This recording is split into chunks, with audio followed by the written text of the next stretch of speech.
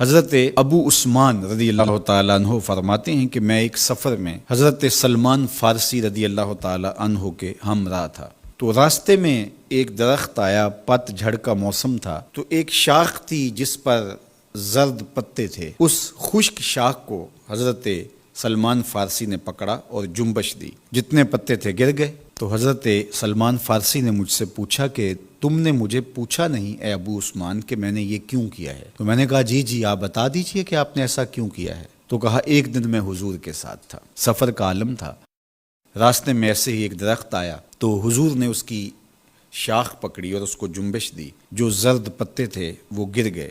تو میں اس منظر کو دیکھ کے لطف اندوز ہوتا رہا، لیکن حضور نے کہا کہ تم نے یہ مجھ سے پوچھا نہیں کہ میں نے ایسا کیوں کیا۔ تو میں نے بھی کہا جی حضور آپ ارشاد فرمائیے کہ آپ نے ایسا کیوں کیا۔ فرمایا ان المسلم اذا تودع فاحسن الوضوء، بے شک مسلمان جب وضو کرتا ہے اور اچھے طریقے سے وضو کرتا ہے، پھر 5 نمازیں پڑھتا ہے، اس سے خطائیں یوں جھڑ جاتی ہیں جس طرح شاخ سے پتے گر گئے ہیں۔ اللہ اکبر، کوئی ایک پتا بھی نہیں بچا، اور اس کے لیے کوئی بہت زیادہ جھٹکا دینے کی ضرورت بھی نہیں ہوئی، تھوڑی سی جنبش دی اور سارے پتے گر گئے۔ تو کہا اس کے بدن سے گناہ یوں جھڑ جاتے ہیں اور اس کا بدن گناہوں سے پاک ہو جاتا ہے جس طرح شاخ ان پتوں سے خالی ہو گئی۔ تو جب کوئی شخص نماز کے لیے کھڑا ہو تو اس کے گناہ مٹا دیے جاتے ہیں اور بندہ ستھرا ہو جاتا ہے، بندہ پاک اور صاف ہو جاتا ہے۔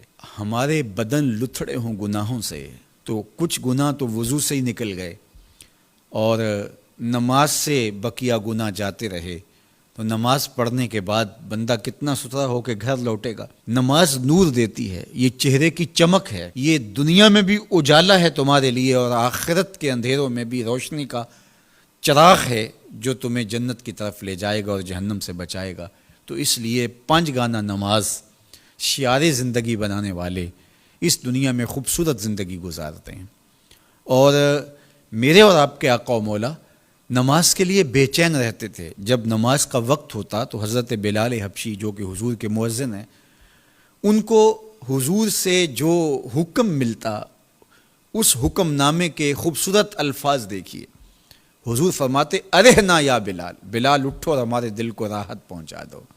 اور وہ سمجھتے اس کا مطلب کیا ہے، اذان پکارنی ہے اور نماز کا وقت آئے اور حضور مصلی پہ کھڑے ہوں اور حضور کے دل کو قرار پہنچے۔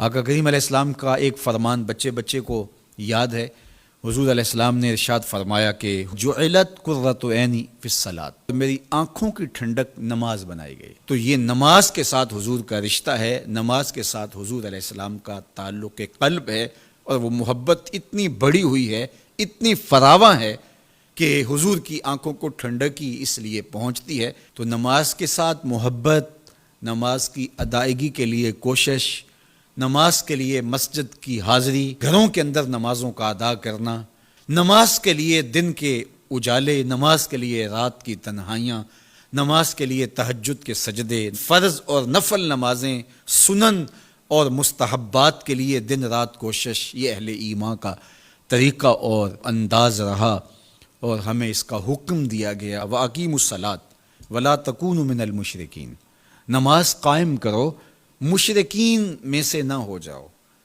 تو مطلب کیا ہوا کہ نماز قائم نہ کرنا، نماز نہ پڑھنا، یہ طریقہ مشرکین ہے۔ اس لیے کہا کہ ان کے ساتھ تمہاری مشابہت اچھی تو نہیں لگتی، اس لیے تمہیں تو 5 گانا نماز ادا کرنا ہوگی۔ تو اہل ایمان کا اسلوب زندگی یہی ہونا چاہیے کہ وہ 5 گانا نماز کے ذریعے اپنے رب کے حضور حاضر ہوتے رہیں، ایک نماز کے بعد دوسری نماز کا انتظار کرتے رہیں، نماز میں راحت پائیں، نماز میں قرار جاں اور تسکین قلب تلاش کریں، اور یقیناً نماز قلب کی، روح کی تسکین کا سبب ہے۔